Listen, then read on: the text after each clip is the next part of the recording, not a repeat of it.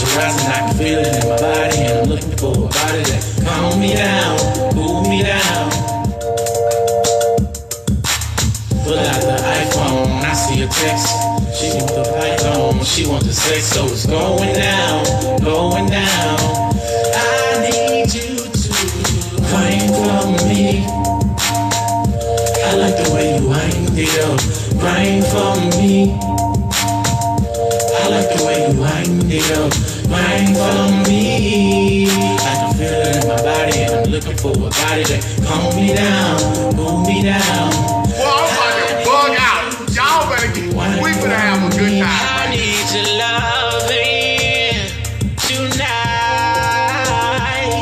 Hey, you love it real good, so I know how you can feel when you hold me down, hold me down. And when you're loving, I can tell how you feel when you hold me down.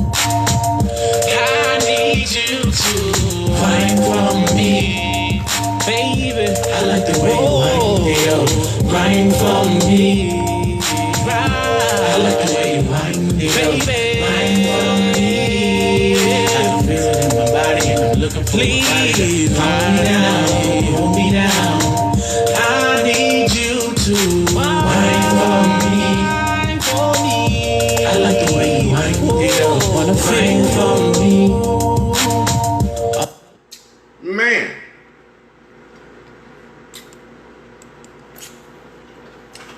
Usually I don't do this. I'm just having a good time. Sitting here talking with the boys about old Ray. Racism, that is. We want to talk about old Ray today. Just for a minute. Can somebody, excuse me for eating that candy like that, tell me what old Ray done to them?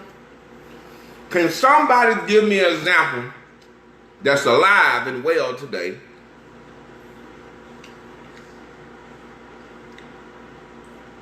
that ain't goddamn 55, 60 years old? Well, we don't care how old you are. I want somebody to tell me what old racism done to him. What has racism done to you, personally? I sat back, I analyzed my life very, very, very, very fucking carefully. And I could not think of one thing Ray done to me. Why is I can't figure out what Ray done to me? If racism, he's an old man, he's an old white man, he got a beard hanging about that long. Racism, he been kicking ass for years. But I ain't been bothered by old Ray that much. Can you tell me what Ray done to you? Either you can type it up, come in and talk with me. What has Ray done to you?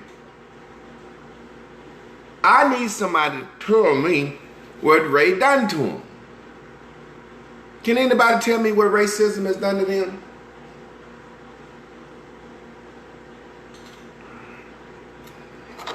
God damn.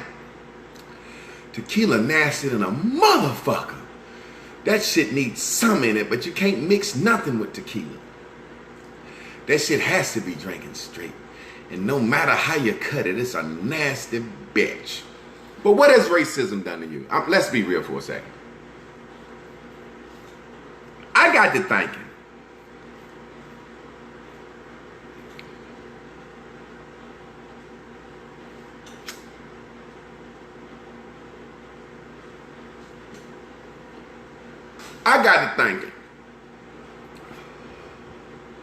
As black people,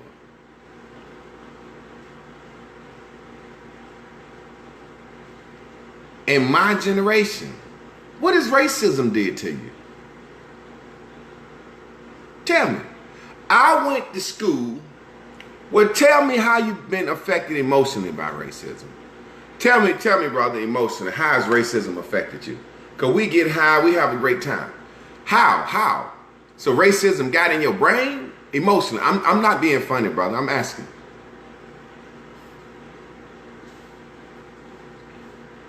How has racism affected you emotionally? Because racism is when somebody holds you down or discriminate upon you, stop you from moving forward based on the grounds of race.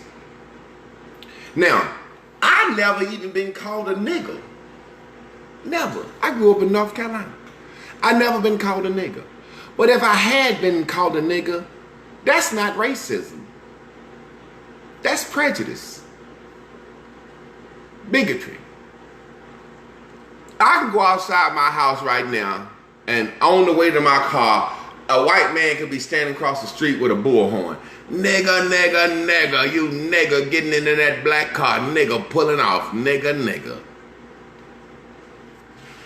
And that ain't hurting you. That ain't putting you in jail. That ain't stopping you from going to college. How has racism affected you? We ain't gonna do a lot of cussing on this. Y'all can share this. I wanna know, how has racism affected you? Somebody calling me nigga, nigga, nigga, nigga, you nigga. I hate niggas, I hate niggas. That ain't stopping me from feeding my family. Back in the day, black folks used to turn in applications and they tear the bitch up in their face. We don't hire niggas. Black folks could go down to the police department tell them, yes, I'm a member of the Klan, nigga. They tell you this shit. Black folks think we've been affected by racism so much that we want to go back to a place where it's all black folks at, and they don't want to be there. Folks in Africa breaking their goddamn neck to get over here to the white man's world, and y'all want to go where they come from? Good God Almighty, you got to be making this shit up. That's like my friend used to like to stay the night at my house, and I used to like to stay the night at his house. You want to go to stay the night with Africans and they want to come live with the white man? Racism.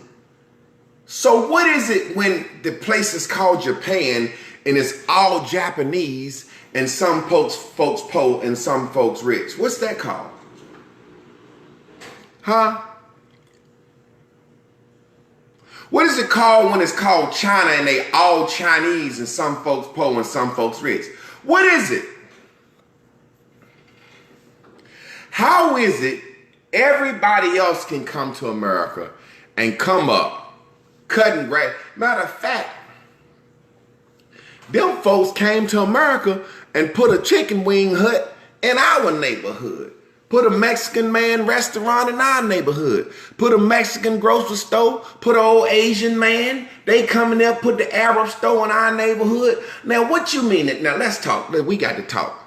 Tell me how racism has affected you. I need to know. I need to know how you've been affected by racism. I need to know why America and its racism has affected you so much. Ray ain't done nothing to me. I'ma just tell the truth. Ray ain't done nothing to me. Ray ain't done a goddamn thing to me. I ain't seen nothing he done. I cannot sit here and tell you where I was a victim of racism. Never. I can't tell you where I was victim of racism. Now, I've been in a restaurant and some white folks looked at me funny and whispered, but that wasn't racism because they didn't use their whiteness to get me kicked out. Now, you might want to call that racism. You in the white man's restaurant, some white folks go tell the white man, I don't like that nigga over here. He talking loud and he kick you out. Now, you can call that racism.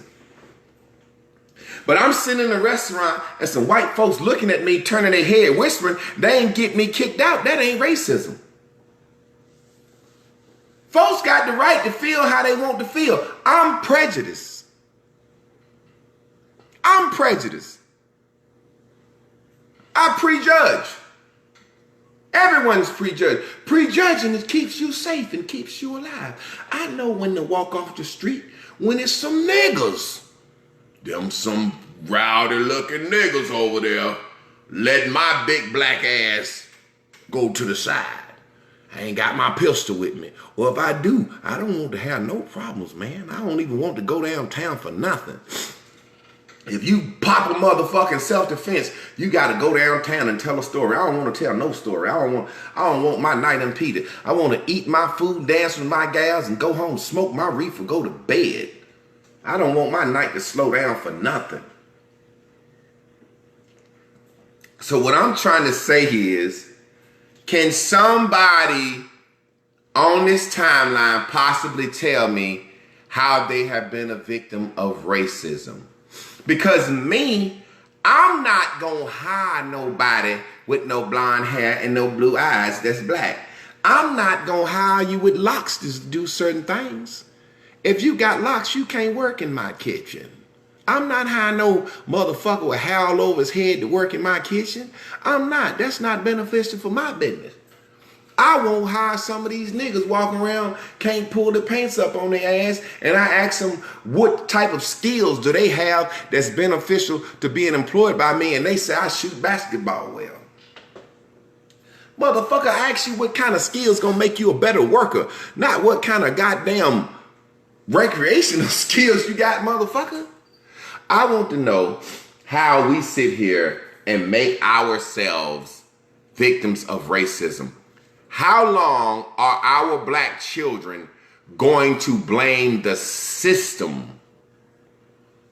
I asked this guy today. We was talking.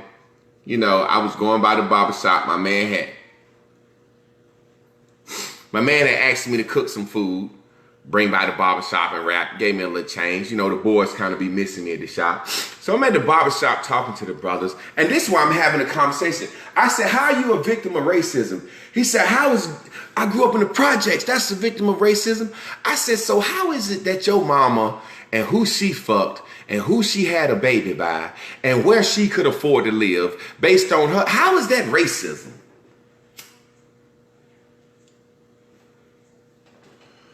And then I know folks that grow up in the projects that do well.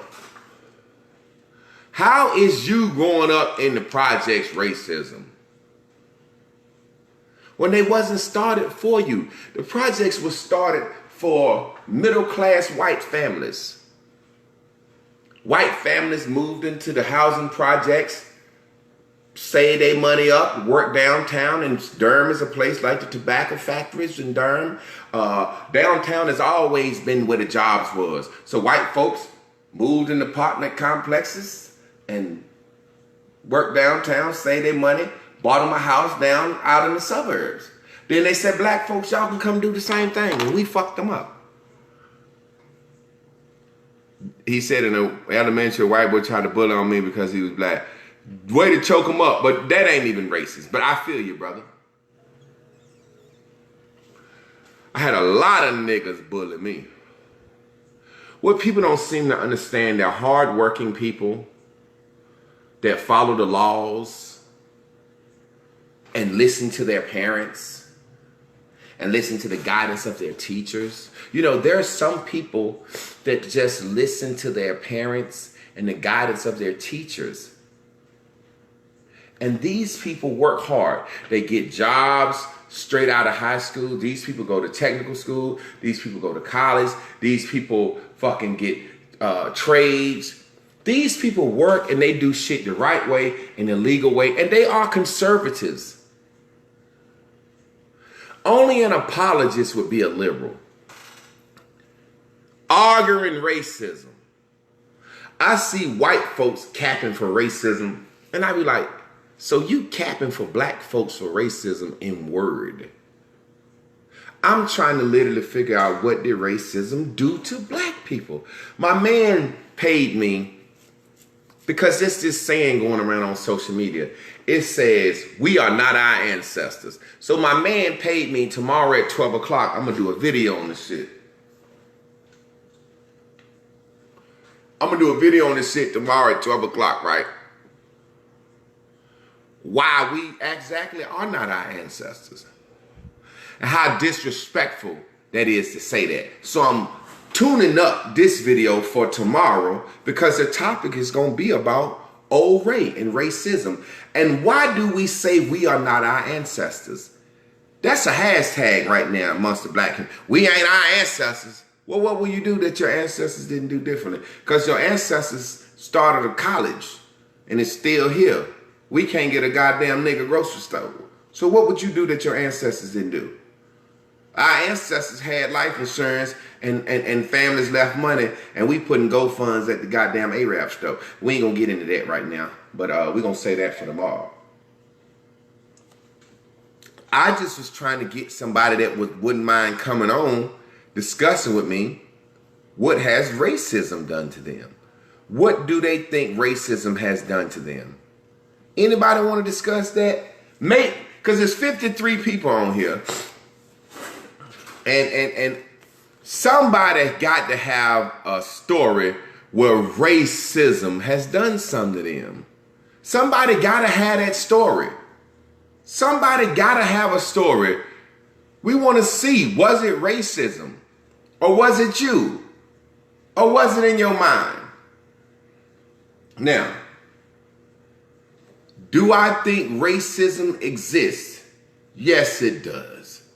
It exists in the hearts of white people that take jobs that black folks don't want to take. See, excuse me, and we're going to delve more in this tomorrow. The first level of power and authority that you know and experience and realize in America is the police. You don't have to listen to your teacher. You don't have to listen to your principal. You don't have to listen to the janitor. You don't have to listen to your mama. You don't have to listen to your grandma, nobody. The first time you gonna encounter a situation where motherfucker, you got to listen, it's gonna be the police. And in a country where being the police is the first level of authority and power, my man Trav gonna come in. I would think we would want some of that power. You know, when we seen the dope game come around, we said, I want some of that dope game. I want some of that power.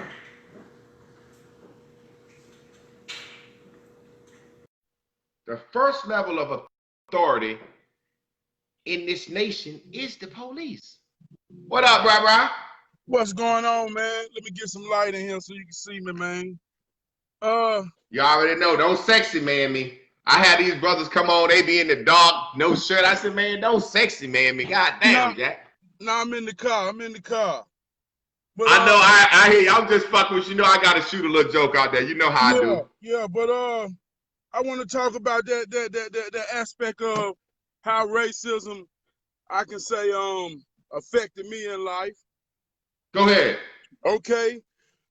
Well, I think racism is like a tool that white people can use in a sense.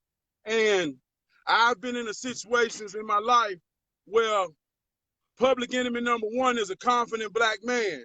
So my confidence always intimidate white men when I'm around them in a sense. And when they know they can't goddamn deal with me in a way to say, oh shit, this nigga right here ain't the average nigga, they start going in their tool bag to try to goddamn use everything that's beneficial to them in the system.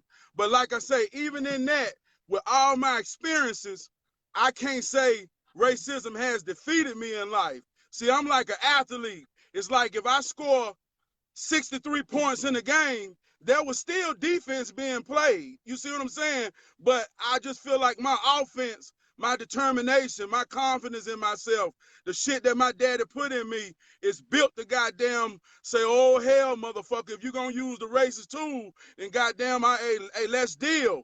But one situation I can say that almost broke me, and I call it systematic racism. I was a young dude that bought a house and was doing everything like you always say, you young, you buy a house, you make money, you save money. And I came to a point where I was living that ideal of what a good citizen do. And when I went to go sell my house, man, I put a lot of pride in my house. Flipped this house, $20,000, man, tricked it out like I did a car. And they basically told me, you got a nice house, but because you stay around black people, your house ain't worth a goddamn. And that was the realest shit that almost broke me about racism, when they say in this here world, man, like you say, the rules ain't the same, bro. But still, I've turned that into something.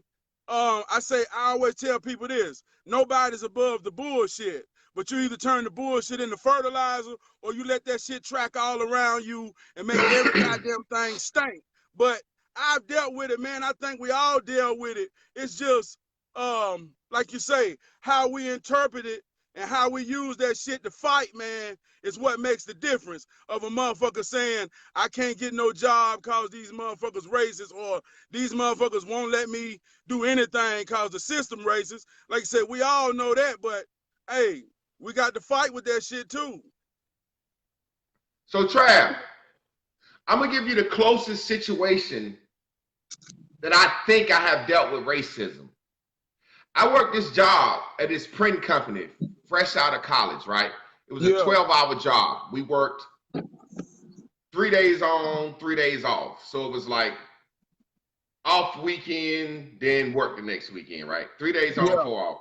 And I had this white supervisor, and I used to work overtime on the other shift, and I worked so well, the supervisor on the other shift used to be like, yo, you want to come over to our shift? You can work as much overtime as you want. Yeah. Right? So I was like, yeah, I'm going to go over to y'all shift. When I told my supervisor, he was like, nah, we can't afford to lose you, Vaughn. You know? And he was like, he got to sign off on me going over to the other shift. I said, well, they going to let me work as much overtime as I want to. Why do it matter? Because I'm still working for the same company. He was like, well, you make our numbers look good. That's why they want you. I was doing the mule job. You know what the mule job is. We from the country. You know, big nigga, I'm doing the fucking mule job in this motherfucker. I'm kicking the mule job ass, right? Yeah. So the supervisor told me I couldn't move over to the other shift. So he said, but Vaughn, I understand you want to make more money. I'm going to let you work more overtime, and I'm going to give you a 75-cent raise. So at the time, I'm like fresh out of college. To me, 75-cent raise, I was started off at 15. I'm like feeling like that's not enough. I need $1 for you to goddamn make me change my mind. I don't know why I'm saying that, but in my mind, I'm saying I need a fucking $1. Yeah. So he gave me the $1. I kept working on the shift. About 6 more months, the manager of the plant was cool with the supervisor from the other shift. So the supervisors from the other shift then went to the plant manager like, hell, we want Vaughn over there with us because we can rock and roll, blah, blah, blah, right? Yeah. So the manager came and told my supervisor to let me move over, right? Yeah. I sat here and watched these guys talk about how much this shift ran with me and how much that shift ran with me. Yeah. You understand what I'm saying? And he was vying to keep me on his shift, and he trying to get to move over to the other shift. Now, to me, I'm sitting here feeling like a goddamn horse. Yeah. But I still, like you said, was excelling so much that I had the job. Yeah. You see what I'm saying? Yeah. That's the closest thing, bro. I never been arrested, bro.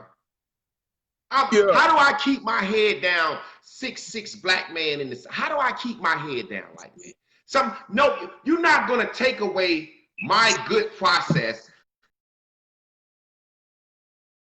The good men like me and make the country racist because there's a few niggas fucking up out here, bro.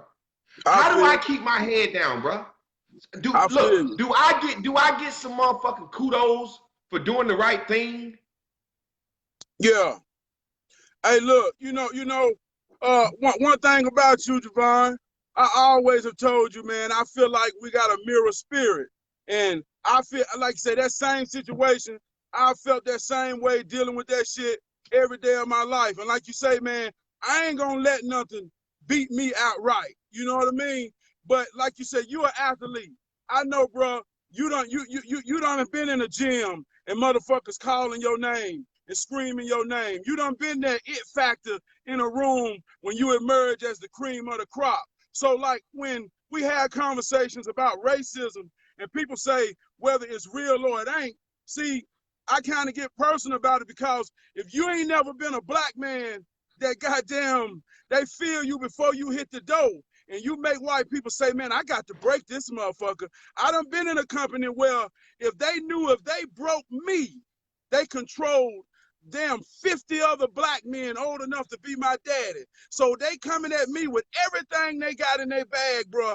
I done experienced it. So when I hear somebody say racism ain't real, and this is one of the things I love when you do, I love to grab a motherfucker by his motherfucking throat and say, nigga, if you ain't never been a star player in the goddamn game and they put a motherfucking full court press or dedicated their whole goddamn defense to stopping you, motherfucker. Don't you tell me these crackers don't play this game dirty. So I get when how we can say it ain't real, but at the same time, hey man, everybody don't play this game on the same level. Hey Trav, I'm not saying it ain't real.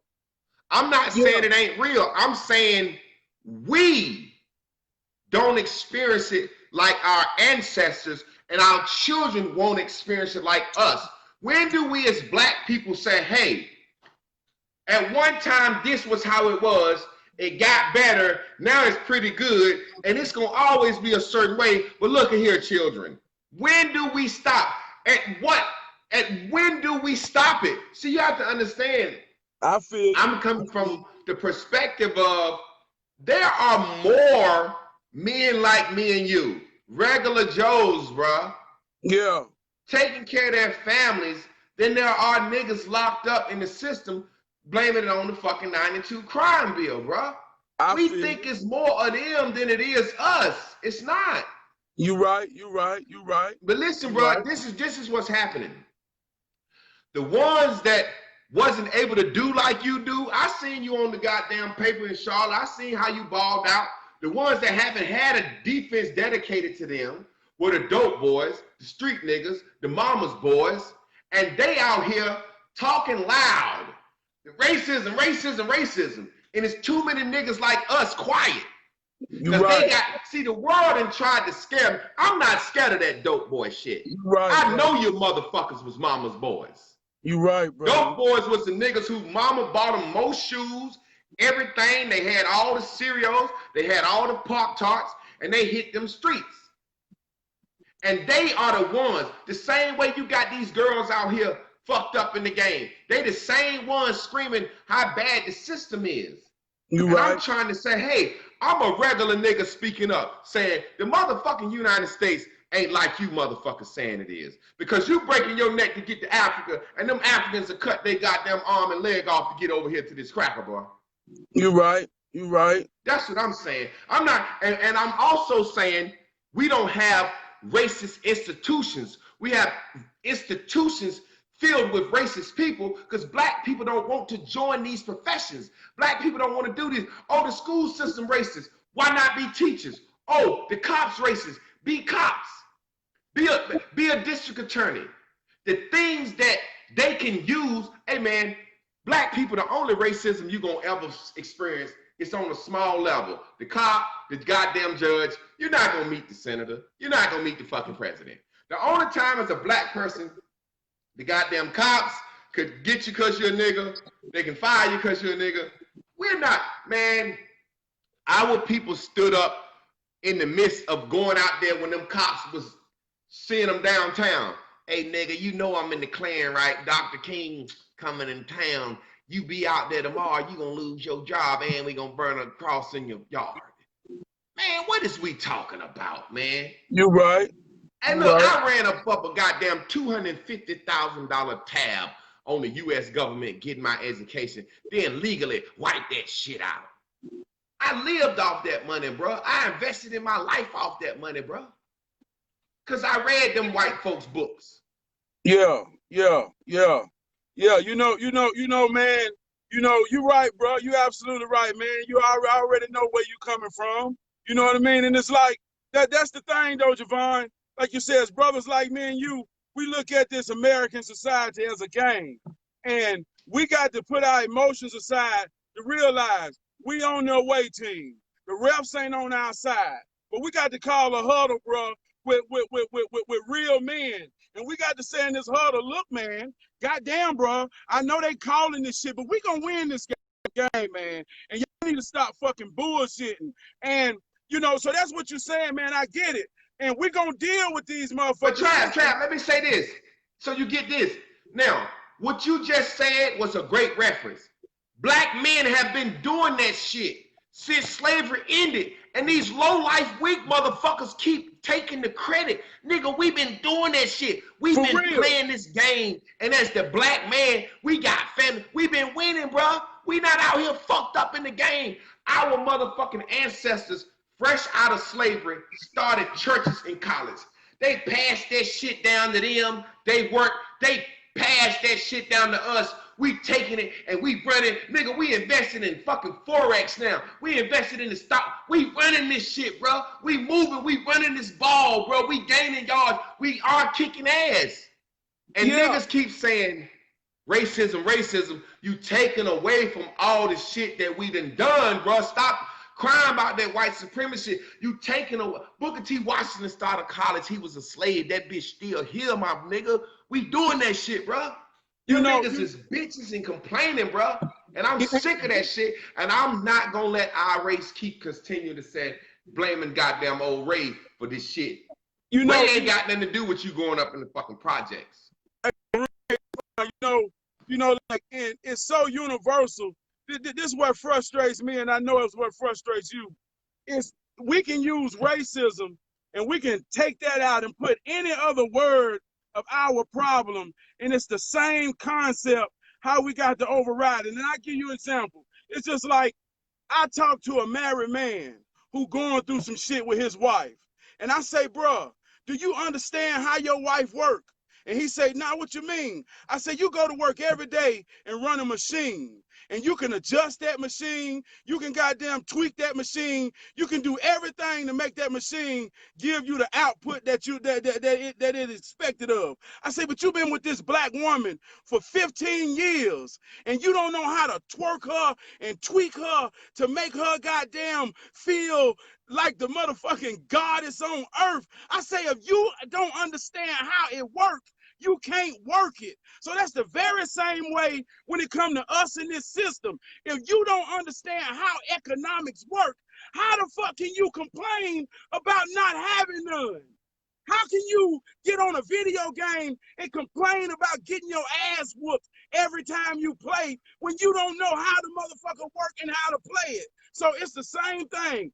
Racism ain't gonna never go away in America when we stop expecting it to go away. Goddamn it, learn how to deal with it from our proper perspective and position. Like you say, man, we some bad motherfuckers, but like you say, we got low-life motherfuckers who want to talk to me about why his wife ain't acting right, and motherfucker, you ain't goddamn got no more love for your wife and compassion for your wife, to care about your wife and anything. You get out here and everybody know your wife a fool, and you want to come to me and talk about what you're getting from your wife. That's the same exact thing we do. You don't want to go to work. I tell people, I don't care how much dope money you make, you can keep that shit in the shoebox. In 2020, if you don't have a paper trail, you can't do nothing but nigga shit with cash money. Now, if you don't want to accept that, then don't come to me talking about what you want to do for real in business. It don't work like that. You understand what I'm saying? So, like you say, man, don't stop talking this shit. I love this shit, bro. You know, raise these motherfuckers up, man. Don't let up. Like you say, if a motherfucker get tired of getting run over in a football game, I'm gonna tell him, goddamn, you need to man up and stop being scared. That's the only reason you're getting ran over, cause the motherfucker. Well, stop acting to play with us. Huh? Stop asking to play with us. Yeah, can't stop play with us. To play with us, man. And if I'm in the room and I know you feel the same way, dope boys, men who don't take care of their children, all this fuck shit. If I'm in the room and it's time to be represented as a real black man, you better not open your goddamn mouth if I'm in the room, nigga. You don't represent this shit I do right here. And it's evident. I can show you better than I can tell you. So Hey man, I love you though, bro. Hey, look, I love you too, bro. You already. Hey, sing us out. Hey, put some soul on us before we go out, cause you done already said a mouthful with the handling your wife. Sing us out with some soul, bro. I'm gonna say this shit right here. My name is Trappy, and I'm a black man. There's things about me that some people just can't understand. But I can be anything that I wanna be. But there's some people that try to make it hard for me. I know I'm smart, yeah. I know I'm smooth, yeah. I know I got what it takes, but there's things in this world that's designed to make me brave. But if you got a black man, then there's some things that I know you can't understand. But just believe that all the things that I've been through, I'm still beside you. Oh, and that's that real goddamn black man. I call my shit hero training because I think like a hero. I am a hero. I make a difference. And if you're around me, goddamn it, you're gonna be impacted by me. I'll save your motherfucking ass if you on the same team and got the intentions to save me like I save you. My nigga. For bro, real. I love you, bro. You know we gonna get on this mic soon, bro. We gonna get on this mic soon. Got to, bro. Like I say, man. Be good, fam. Hey, look, let me say this shit right here. Go ahead. Hey, the motherfucking Holy Ghost done hit my motherfucking ass. I feel Go like, ahead. Let me get me another shot, goddammit. Go ahead, talk about it. Goddamn Holy Ghost done hit my motherfucking ass. I'm gonna tell you some real shit, man.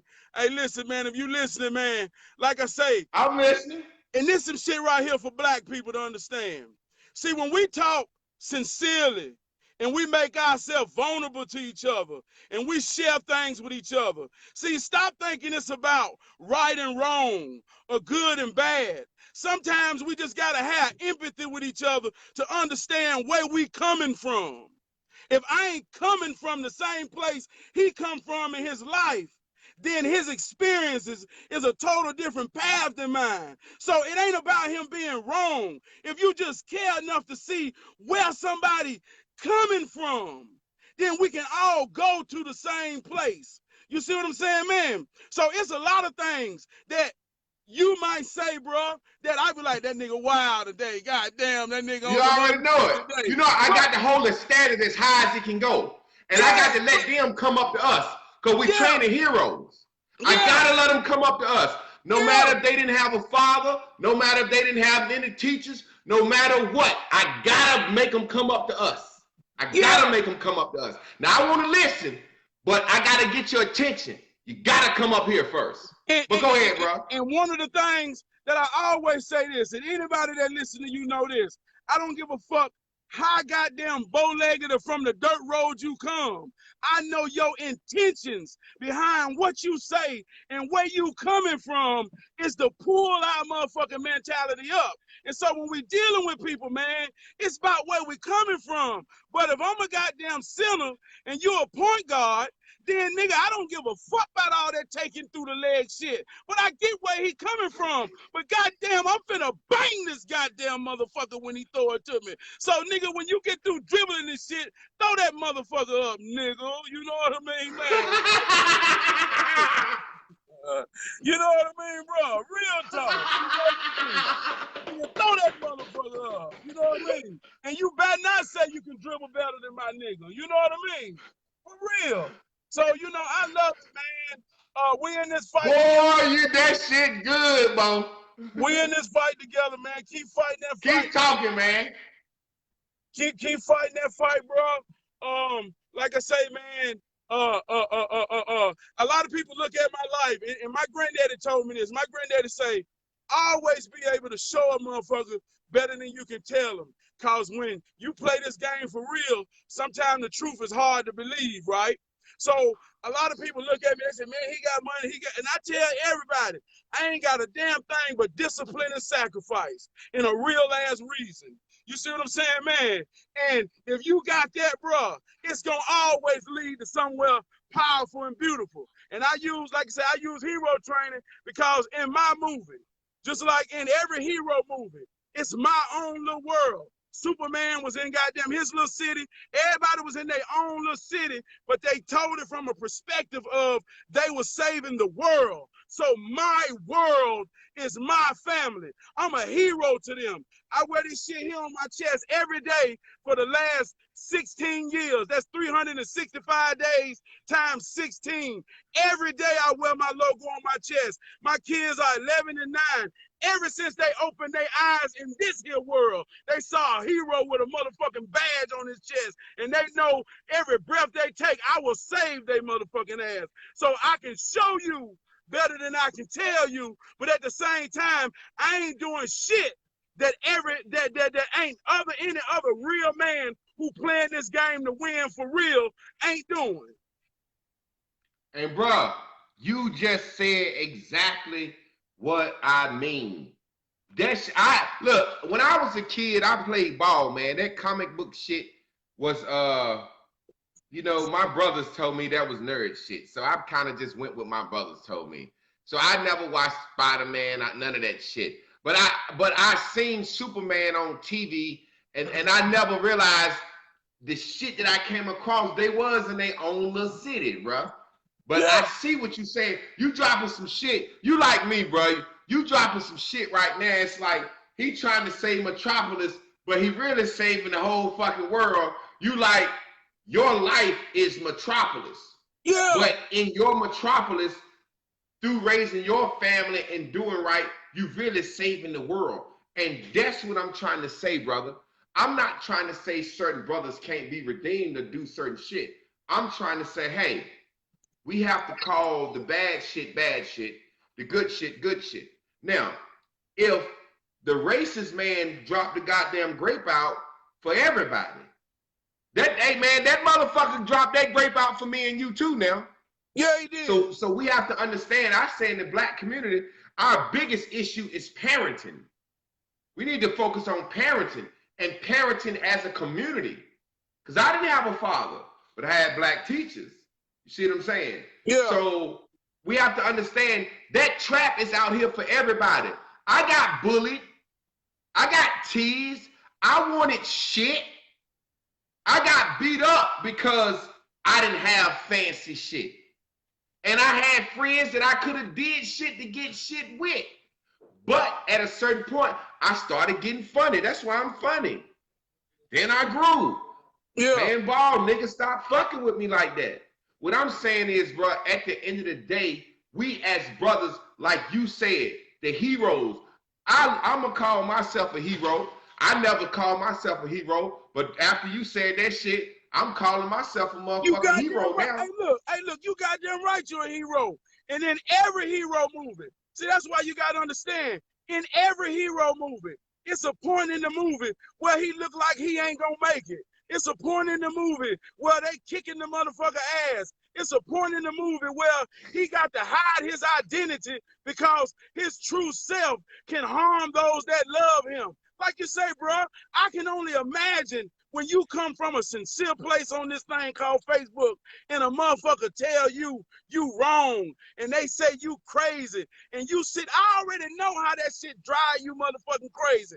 You ain't never got to show that. But that's that hero shit. It's the same shit that happened to Jesus. It's the same shit that happened to Superman, Batman, all the motherfuckers. And just like you said, I ain't never watched cartoons or play video games. I was an athlete. I learned this shit when I had a son and sat home every day and watched Power Rangers with this motherfucker. And I'm like, look at this shit here.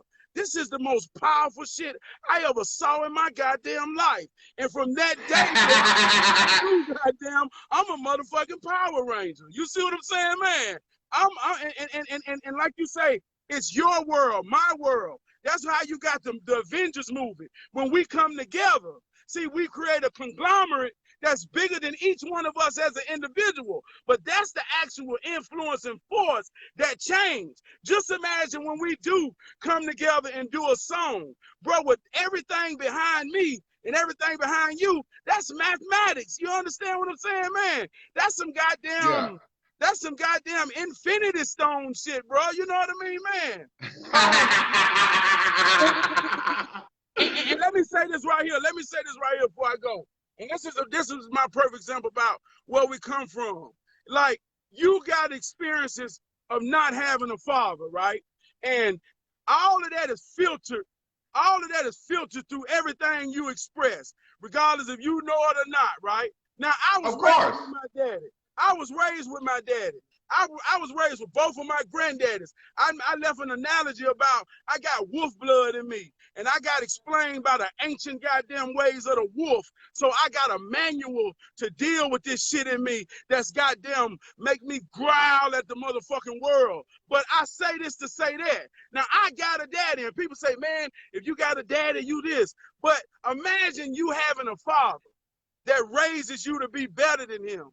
And then when he do, he can't accept it. So he become your goddamn one of your biggest motherfucking antagonists, man. So what's behind me having a father and a real father that raised me to be a powerful man is still goddamn emotionally got me fucked up probably more than you can understand without having a father. So where I'm coming from, brother, you know, and where you coming from, you like I say, man, that's how you create that conglomerate for the community to where our message in mathematics will goddamn go out in a way that it's gonna hit everybody coming from everywhere. You know what I mean? That's the unity right there.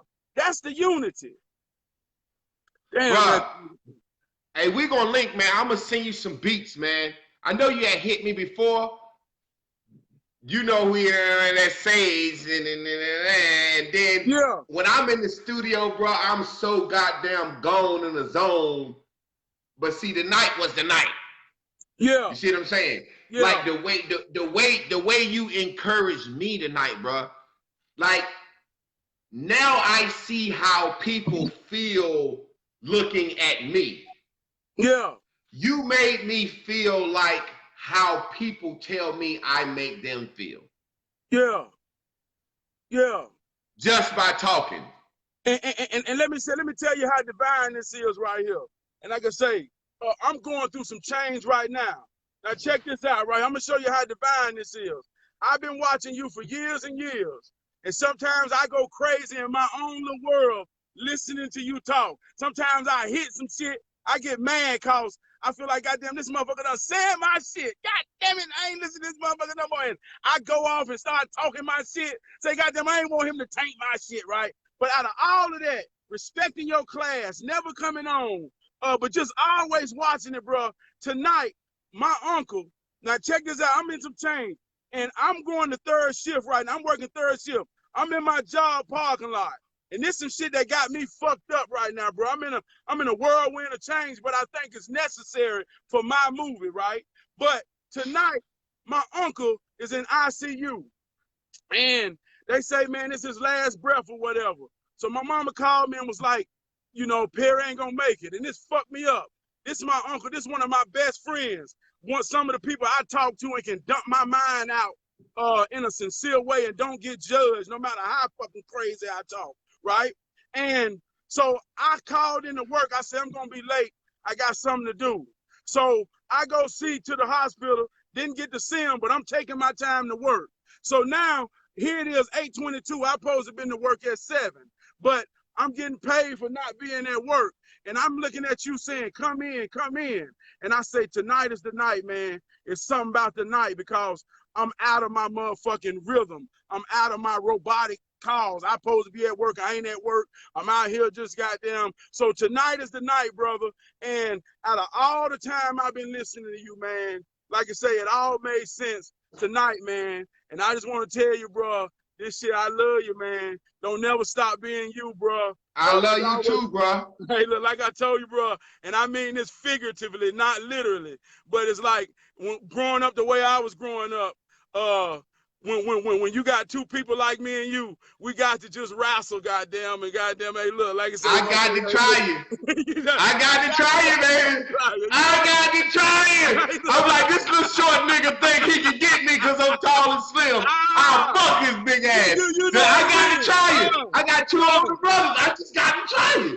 Yeah, nigga think cause he's 6'6", goddamn, and I got a a stomach. This nigga think he gonna goddamn. So, you know, like I say, man, that's that love, man. And that's that real hero training. That's that shit that goddamn, when we break the huddle and we go out in our own retrospective of worlds, that's that shit to say, who the fuck this nigga been sparring with, bro? So I spar with you every day, and you make me strong, bro. When you got I be on your page, shit, bro. Man. I be on your page, you know. If you did videos like me, I'd be talking. But you just be, you know, you like me, bro. This is the thing I like about you. My undergrad in college, I majored in English and sociology, and you break the etymology of words down, and that's why me and you are so on point, because I feel you, because them words, and I try to tell black people, our biggest flaw is our misunderstanding of the English language. There it is. God almighty. Man, hey, you're an English teacher. You already know. I'm helping, and listen at this type of shit. I'm helping my son with his homework, right? My son in the 6th grade. And I made a post about this. He had a 6th grade word, connotation, right?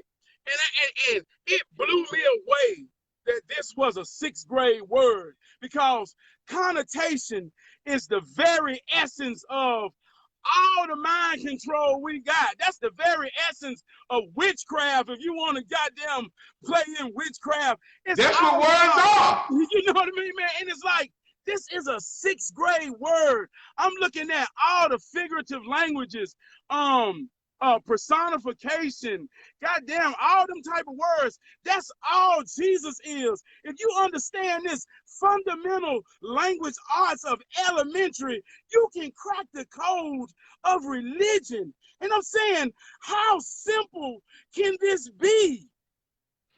Trav. God almighty. 6th grade level thinking, man. Ain't that Trav.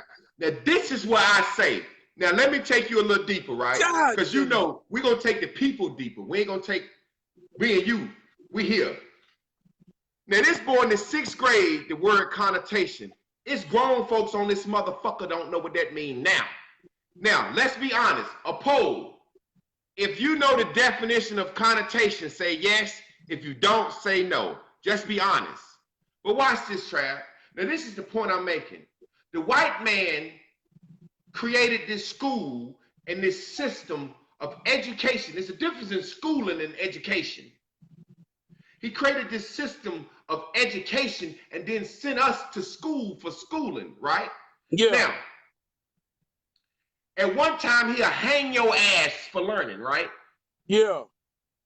Because he wanted you to be lowly, not capable, not understanding words, is the witchcraft. It is the spells to everything, right? Yeah. Now, this white man sends a bus to your house, picks you up from your house, lets you go to school with him, feeds you twice a day. He's trying his best to give you the keys to the kingdom to exist on the same level as he do within this country, brother. Yeah. But right now, on this motherfucking timeline, let's talk about who could cast the spells, brother. Watch this. And this is not taking none from nobody, because these people on this timeline know I love them. Okay, watch this. We talking about the word connotation. We got 1, 2, 3 yeses, 1, 2 no's, 3 no's, 5 no's, 6 no's, 4 yeses, 5 yeses, 7 no's, no. Look at how, hey, listen. That means we goddamn ill-equipped for survival, man. You see what I'm talking about, man? We ill-equipped, bro. God, and they think it's the white man. No, you are speaking, thinking, and saying the wrong things, because there were pictures before there was words. Words just give you a picture in your head. The tree existed before they called it a tree in any language. God almighty. You understand what I'm saying? What I'm trying to tell people is the way they bang us on everything is with words. The things that we say jokingly, what's up, man, out here grinding, that means you're making yourself smaller. Yeah. Every day you're saying, I'm taking my life, which is a big life, and when you grind something, it goes from a bigger substance to a smaller substance with lots of vigorous rubbing and friction. You understand? We Yeah. say this shit so easily. We say mama, daddy, baby mama. We don't use the word parent in the black community. Therefore, there is no parenting going on. We don't use the noun parent. Yeah. So there is no verb parenting going on. Now watch this. When we hear the word baby mama, baby daddy, that has a what? Bad connotation. You see what I'm saying, man? But that's all we say. Yeah. So we look at raising kids from a place of misery, agony. We as black people say shit like, I love my kids, but is a conjunction that means I am canceling out what I just said. We don't say I love my kids and, bro, you speak on that for me for a second, please. Hey, look, I've been screaming this shit, because, bro, let me finish this real quick. Grammar is words plus rhetoric, well, how you act and walk and talk equals logic. So when those black men come fresh out of slavery, they spoke the same grammar that the white man taught them, the same words. Right now, a nigga can read Up From Slavery by Booker T. Washington, who was a slave that started a college. They wouldn't understand that motherfucker. Now watch this. This man chose the right grammar, had the right rhetoric, how he acted, suit, right cufflinks, like the white man said, watch chain, shake hands, look him in the eye. Grammar plus rhetoric equals logic. Hey, nigga, watch this. Watch how simple I make it. Hey, nigga, you was a slave. But grammar plus rhetoric equals logic. And that's the trivium of liberal arts. That's the basic of everything. Yeah. Now, that white man looked at Booker T. Washington, James Shepard, and all those black men fresh out of slavery and said, you're saying the right words, you shake hand and you walk and talk the right way. So logically, I believe I can trust you with enough money to start a university and you will get these niggas off the ground. But we turn around and call them boule, and you understand what I'm saying? Yeah. Because of these internet niggas saying words. Brother, take the floor from me. Because I've been screaming this shit for 100,000 years. You give me you break that down for me. I always say this right here, man. And I say black people because I'm talking to my brothers and sisters. Anything I say is to my brothers and sisters. I'm not saying it don't apply to nobody, but my intentions is to talk to my brothers and sisters when I say black people. So black people romanticize the idea of becoming something with no reality of being any goddamn thing. And I say that to say, just like I meet people who say, I want to be a rapper.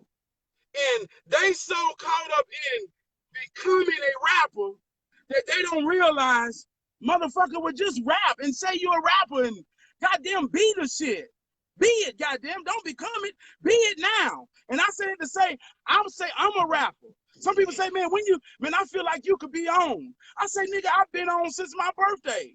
I say, I am a rapper. I say, anybody you feel like is a rapper to say that I ain't, I put my money on me. I can spit this motherfucking shit raw than anybody on planet Earth because I know what come out of me, right? So in the very same way, like you say, man, you want to be a parent, you got the ideas of parenting, but be a damn parent.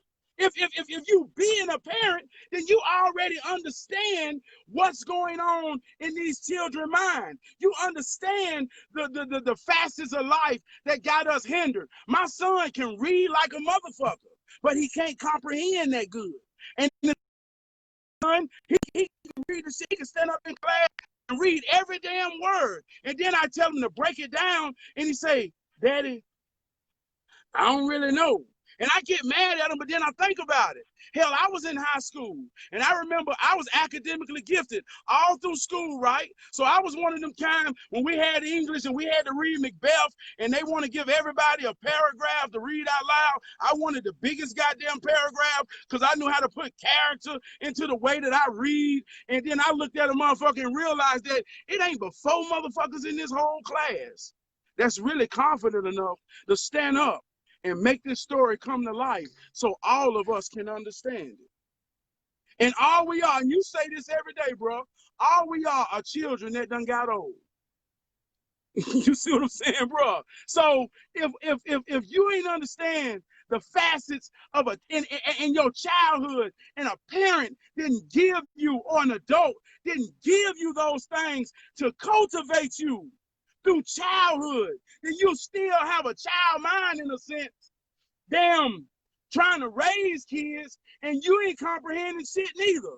You see what I'm saying, man? So it's like we got the ideas, but nobody want to dedicate anything to being. You see what I'm saying? I cut hair since I was 13. And that's kind of like the way my mentality came from. I was a child. I had Vietnam vets come sit down to a child. And I say this, I know your wife. And one thing about being a doctor, other than a doctor, a barber and a beautician is the only other person that a grown man will allow and submit his whole body and let you crown the top of his goddamn head and control that motherfucker like a goddamn robot. And with that comes great responsibility of what you put in his spirit. So as a young child, 13 years old, I had Vietnam vets who's killed and saw death pour their soul out into a 13-year-old child, goddamn, because I was cutting their hair. So that taught me. Yeah, you're going to tell your barber everything. Hey, look, that taught me so much shit, bro, to the point where it cultivated me as a child. I was actually, like you say, the verb. I had the verb of being raised by uncles, parenting, coaching, all that type of shit. So I know how to give it because I got it, man. But if you ain't never been taught to comprehend, then like I say, man, we looking at adults, bro, who don't get it. And it's driving me fucking crazy because I think. Can I ask you a question, Trav? What? Trav, what do you think about experience being the best teacher when no matter how you started off, after you done got your head cracked and knocked against the wall and locked up and this, that, and the other, what do you think about experience being a better teacher than a parent? Do you think, because at some point I think getting your ass 7, 8 years in prison is better at making you not wanting to go back to prison than your daddy. But talk to me about that, because that's what me and my man, this is me and my homie. I don't have but a few niggas at my crib. Me and my homie was sitting back talking about that today. Like, he is a nigga, like, say for example, I'll give you a perfect example of something you said. Because I didn't have a father and you had a father, inadvertently you're gonna be more tolerant and understand the loving caringness of a father. Although your father became your biggest antagonist by being jealous of you, it's like God. The concept of God and calling God a father, I can't even imagine God being a father because I ain't had no goddamn daddy. So if that means God did what Jesus did, he left our ass and never showed up. You know what I'm saying? But what I'm saying is, you having a father, you understand a man showing some type of love, some type of forgiveness, some type of mercy towards you, right? Yeah. So you're going to be more, what I'm trying to say, understanding to a nigga that's on some fuck shit or in a fucked up situation. Whereas I didn't have that.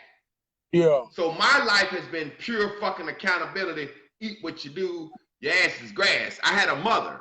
Yeah. So explain how you feel about that, what I just said, as it relates to when do experience tell a nigga to stop fucking up, no matter what. Okay. It's that it factor, man. And it's that hero factor. And I think that everybody got it. Everybody got it, but some people don't know how to connect to it.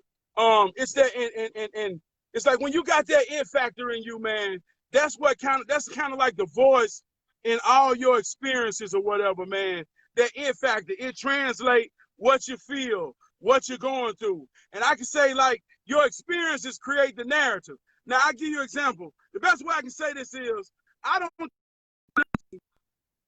unless I have experienced it. So when I use my experiences to explain something, that's what I can tell you better than I can tell you.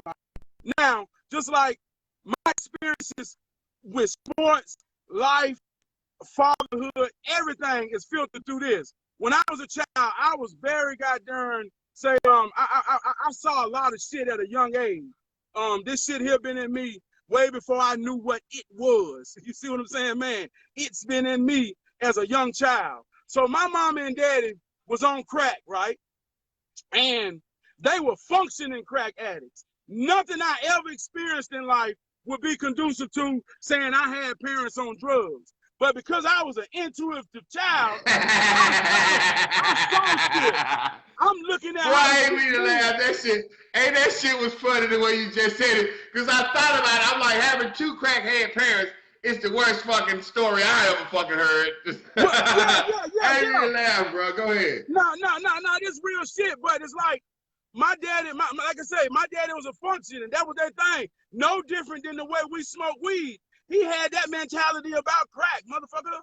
My family good, right? But during that time, when New Jack City came out and goddamn Pookie and all this and that was my in the closet thing. Like, I ain't want nobody to know my parents was on drugs. If a nigga found that out and cracked on me on the school bus or under the goddamn school light, they say, goddamn, your mom and dad are crackhead. That shit was gonna goddamn take me out, bro. So I had to protect my vulnerability as a child. My pride was rooted in that. So my way of experiencing that pain, this is what it turned into.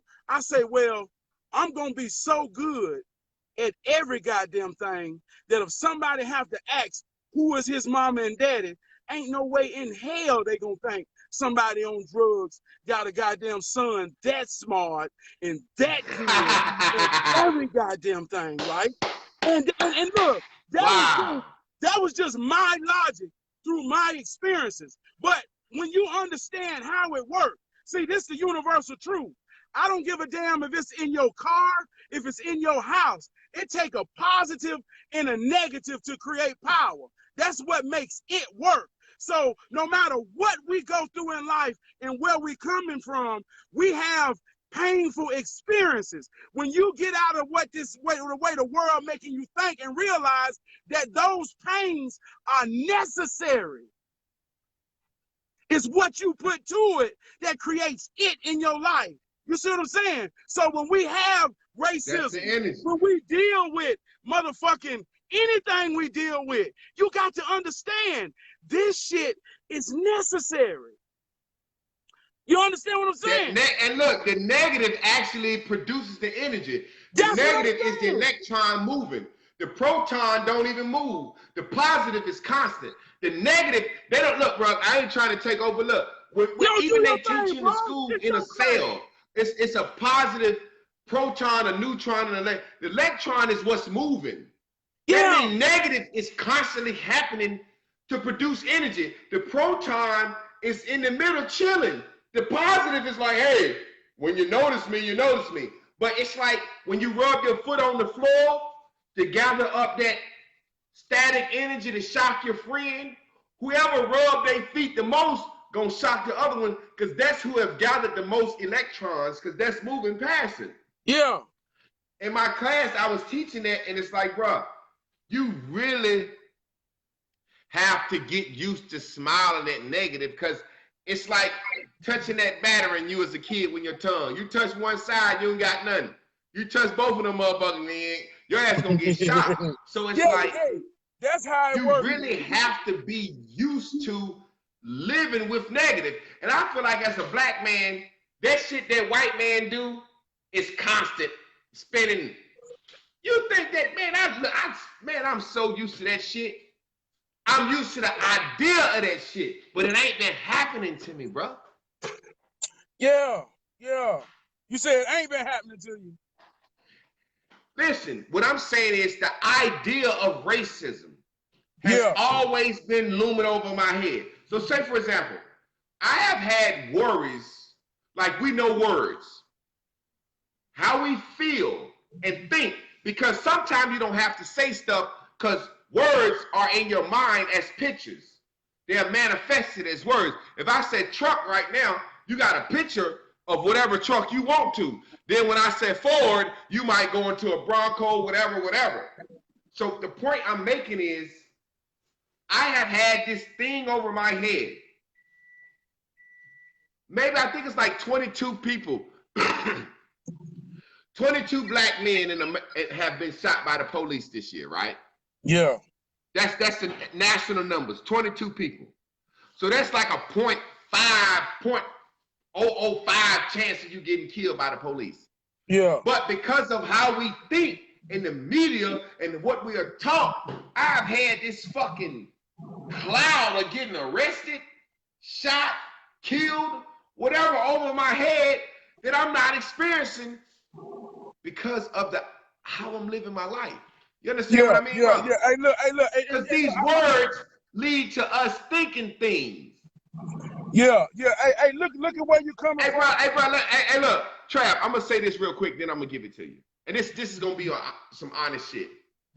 I grew up on a farm where we hunt with a rifle and you learn how to shoot a shotgun to protect your house.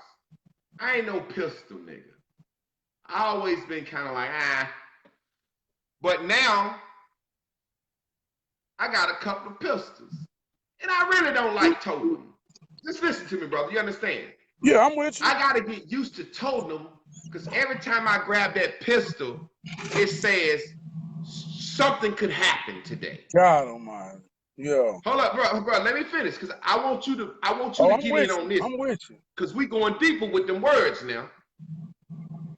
Before I started toting that pistol, I never thought about what if somebody accosted me, approached me. What if I'm with Lynn and somebody attack us, or I had to shoot a cop, or, it's like all the things that make you say, oh, I forgot my pistol.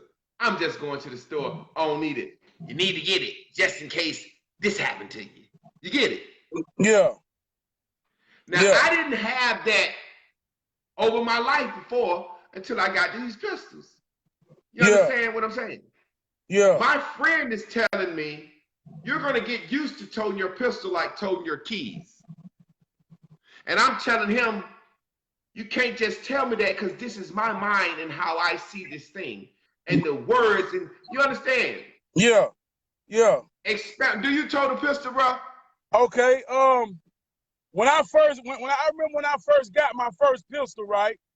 I just when I was heavy into music, I used to be on the west side of Charlotte doing my thing. I used to have a hood tour that I go to all the hood spots. And like you say, I hated that feeling I had when I had my pistol. I always say everybody wish a nigga would until a nigga do. You know what I mean? So it's like I've got kind of caught up in that feeling, and I didn't like it. But here go my point to that. Life in your experiences and your situations is like mathematics. There's power in simplicity, right? Now, in the very same way, I don't like carrying my pistol. I told myself I'm gonna stop going places where I feel like I need the motherfucker then. You see what I'm saying? And when I start simplifying my life, like to realize what really matters in my life and who really matters, that's my family. So I cultivated my family in the point the way say that the only time I break away is to make away, bro. And most of the time I'm at home. And in 2020, if you don't understand this through the quarantine, then you've been goddamn ain't been anchored down in shit for the last goddamn couple of months. So everybody should understand this point I'm making right now. When you simplify life to what matters and who matters, it anchors you down in a sense to your foundation. And like I say, bro, in the perimeters of my motherfucking yard, nigga, hey, if you come, if you coming with it, I'm coming with it. But that's to say, I ain't going to be out in too much bullshit that ain't got nothing to do with my foundation to the point where I feel like I got to be in that mindset where I got to have a pistol to go here and go there and go there. Because if I feel like that, deep down inside, I know I'm going to do some bullshit that ain't really got nothing to do with what really goddamn matter. But if you at home, hell, that's where they supposed to be at. Now listen, you said what I needed you to say to set up my point about how these words are pictures and pictures are thoughts. Yeah. So you basically just said your pictures in your mind is, I picture myself at my family house, going to work. I don't need my shit all the time. I'm at home. But I picture myself having to pop a nigga fucking on the way to the fucking corner store because I'm at that newer phase. So do you understand what I'm saying about how we take these words and create these pictures in our mind, and that actually controls our life and our destiny, bro? Yeah, that imagination is where God is. Because let me say something. I could say to you, well, what about when you're on the way to work? Do you got it now? What if somebody come in the parking lot? You know what I'm saying? And put that shit on your head. Now, this is why I'm telling black people we don't need to be absorbing all these Facebook words. Hey, at one time, black women were scared as hell that they was going to get snatched up in a van because they kept watching Facebook, man. You better know it, man. You understand where I'm coming from with these words and pictures? Because pictures are in your mind. Words are what you say out your mouth. Yeah. So now you understand what I keep saying. I'm on this social media outlet because it's the only microphone I have. But I'm trying to tell people we have to do something else. Yeah. We are terrorizing ourselves. We are sharing words and pictures of a nigga getting squished live. Yeah. You understand what I'm saying, bro? Yeah. I want you to delve into that before we go. Let me say this too, man. I want to say this about when you said, like, just say your life and what we all see. Like, say you don't work. You created businesses. Your wife an entrepreneur. Your experiences and your circumstances are that original which way you made your life. Now, like I say, like me, bro, I love working in manufacturing plants. I love going in this motherfucker, running this shit and running these machines and controlling the morale of these people in here who look for me for guidance just to make it through this thing. I love this shit. So my experiences are cultivated around the way I live my life. So if your experience and situations is different than mine, or your circumstances and situations is different than mine, then your experiences are gonna be different. You know what I mean? So like you say, you don't deal with motherfucking white folk. You ain't got no reason to deal with them other than paying your goddamn bills. I done heard you say that. You know what I mean? So yeah, but once again, I get where you coming from. You see what I'm saying, man? Yeah. I get it, bro. You ain't wrong. That's what, look, and most people don't come from a place where you coming from. Well, like you say, you can get up and smoke a blunt on live and drink some liquor in the morning. And goddamn, ain't nobody got to worry about a goddamn thing. Your kids damn near grown. You can do a whole lot of things, and you coming from a whole lot of places that a lot of people can't goddamn come from and ain't coming from. Trap, let me say this. This is what I also tell people also too so much. Our words, our pictures of happiness and success. I also had Benzes, Range Rovers, bigger shit, better shit, scaled my life down to do this. I don't buy sneakers and clothes. I wear the same little shirts every day. So what I'm saying is the person that look at me, like say for example, I'm on the night setting up the video for tomorrow. I don't have to lie to nobody. I live off my detox, you know, my little hustles, legal hustles, you know what I'm saying? And cash apps. People call me like, yo, I want to talk to you. Or whatever. I'm gonna be calling you like, Trav, I'm feeling down today, my nigga. If you're busy, I cash app you 50 and just talk to me, my nigga. You know what I'm saying? So people do that to me.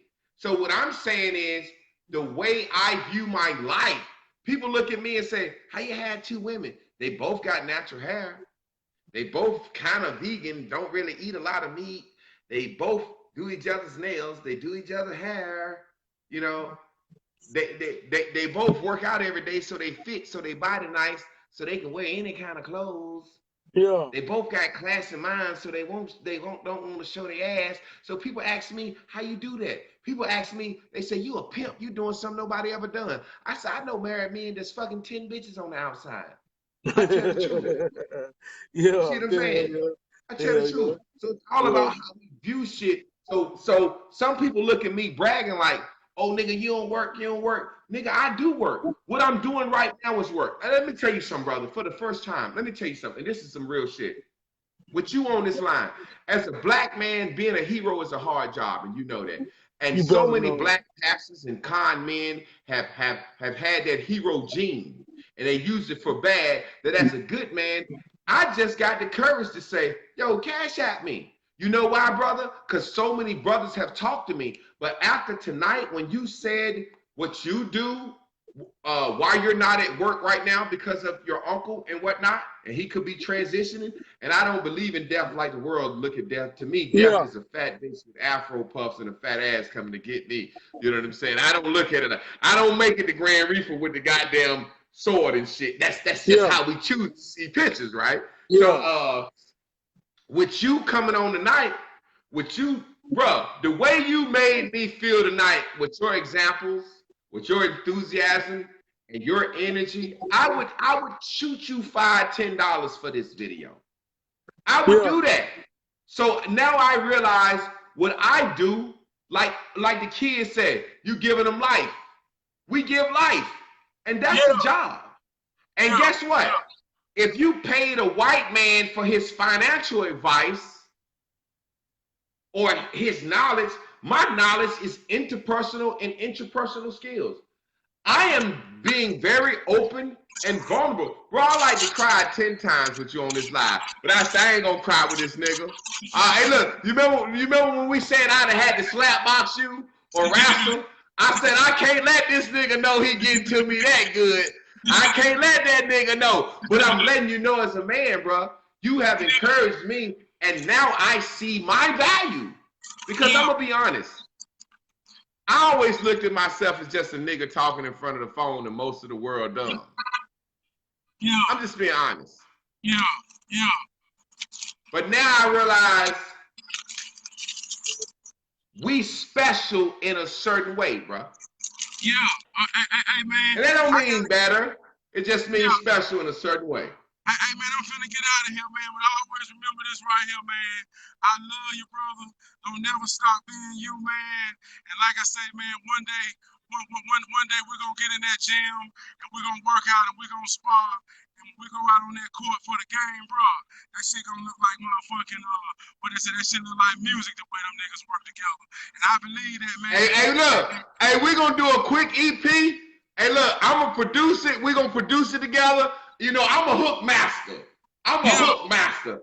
And with your voice, I already got some hooks for you. Hey, look, we going back to that Dungeon Family era. You already know what we gonna do. You know what I'm saying? I'm talking about that shit you can feel, bro. All right, be good, brother. I love you, fam. I love you, man. All right. Peace out.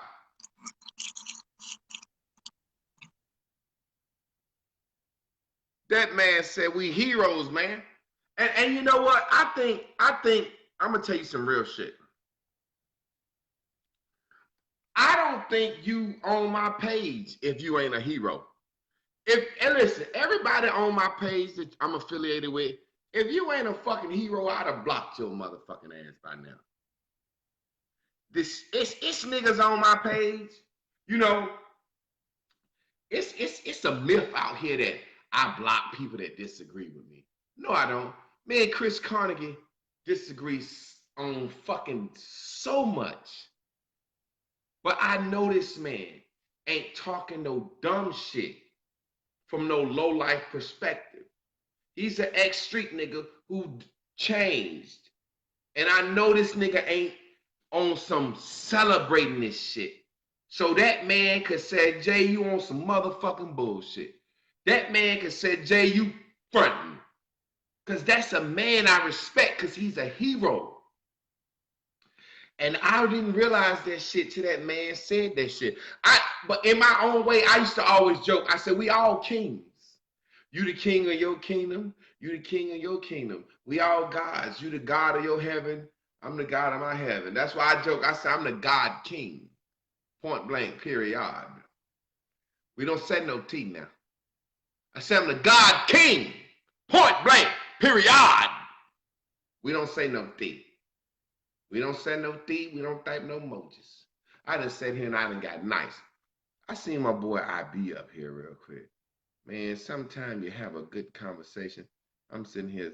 Look, I'm probably going to sit here till I finish this tequila. So let me see, can I get somebody on here? My boy, I be on here. I see my boy. Can I get my boy? My boy say he told his pistol all the time. I want to talk to him. Oh, my boy, I believe he from Warren County. Brian. Yeah, he is from Warren. What the fuck am I wrong? Let me go get my boy. Can they let me bring him in? I want to know how I feel toting that goddamn pistol all the time. There go my guy. He might be in the truck though. You know this motherfucker gonna act a goddamn fool now. Let me see, can I get my guy on? Cause I want to know, I'm like a woman. You know, like a woman could be, have a husband and she wanna ask an older person, how long do it take before I get used to having to listen to this man? I wanna know how long does it take to get used to toting a pistol? And all I got to do is change my mind about toting a pistol. I already know that.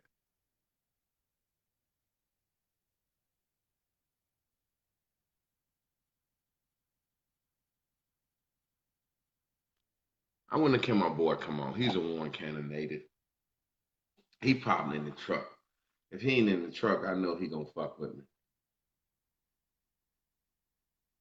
That shit crazy, man. I gotta get my pistol. Gotta get my pistol. If you're a military nigga, that's a different story. You done got used to that shit. And then when you get to talking to niggas, like, you gotta have a gun in the bedroom, you gotta have one over here, you gotta have one over here, and you gotta have one when you in each bathroom for where you shitting at. And I'm like, yo, man, all before all this niggas talking all this race war shit, even me sitting here listening to all this race war shit, I'm trying to figure out, of course, women can consider themselves heroes. Call yourself a fucking shero. Look, let me tell you something. Any woman that raised a fucking baby by herself, regardless, is a fucking hero because you didn't kill the baby or fuck no shit up. The kid can be fucked up. You just need to acknowledge, hey, some shit I fucked up on. But you're a hero, a shero, whatever the fuck you want to call it. You know what I mean?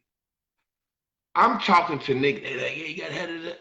And it's like putting a bad vibration on me, I guess. I'm talking to some men about it, and all the men I talk about are like, yeah, how you shit we're here. I got a shotgun outside my door. I got a shotgun I sleep with. Man, them motherfuckers can come through your window. You got to have it. What you gonna do when you have to run to the living room to get the shotgun and they come through your bedroom window? What you gonna do when you had to do? And it's like, yo, y'all really got guns everywhere. And look, when I'm grilling on my deck, I got mine on me. And I'm like, these niggas, okay, you kind of overboarding it or trying to fool me or something. But at the end of the day, who is a brother that totes a pistol all the time? It shit won't let me bring my man Brian on. I don't know why I won't do that. Before I get out of here, you know I got to put that Cash App up. That Cash App is the Master Teacher. My phone bugging. What's up, Milton LaTanya? You already know it. I appreciate you, sister. Just you saying I've taught you a lot. It's good to me because my whole mission is to talk to my sisters. The brothers gonna get in line when the sisters get in line. See, I'm the type of nigga I believe like this. I know I'm gonna be a leader of women. When I get 1 million, 20 million women following me, the niggas gonna show up. If all the women following me and I'm getting all the fine women and all the pussies, the niggas gonna show up. I'm just joking. No, but seriously. I'm a leader, but I'm a leader of brothers. I know that. I lead brothers by example. So I don't even call myself a leader of brothers. Because brothers lead by example. That shit that brother just dropped on me was example. His life. I watch his Facebook. I see his family. So men lead by example. So I don't need to be on here like, yeah, I'm trying to lead men. Men lead by my example. Every man on here like, nigga, I wish I could be open and honest enough to have 2 wives. Wow, what do you do? This nigga must got money. He must got a big ass dick. No, I'm just open and honest. And I'm just telling you to be open and honest. And you'll have everything you want in life if you communicate and say the right words. But this shit won't let me put my Cash App up. So I ain't going to worry about it too much because life is going to be okay. And whatever I'm supposed to get, I'm going to get. So what I'm trying to say is when I have 10 million high-class, high-minded, high-thinking black women following me, listening to me, them niggas gonna come. And I'm gonna stop them at the door. Hold up, Jack. I ain't drunk, y'all, but I'm gonna act drunk for y'all. When them niggas come and I got 10 million women with me, you see that light come on when I open that door? That's that security shit. Look, I'm gonna say, I got 10 million smart, beautiful black women with some sense on their head. All of them got natural hair. Following me, and them niggas show up, I'm gonna stop them at the door. Hold up, bitch. You ain't fucking with none of these women. They got good heads on their shoulders. If you ain't no man like me and my nigga Trav, get the fuck out of here, Jack. You don't get none of that pussy. We fuck all the pussy. No, I'm just playing. I'm being stupid. But listen, for real, I appreciate y'all. I love y'all. Y'all tune in tomorrow for the goddamn We Are Not Our Ancestors at 12 p.m. You know I got to take it out with a Jizzy. What I'm gonna play to go out? I might as well play my man Mike. We're going to shoot the video soon.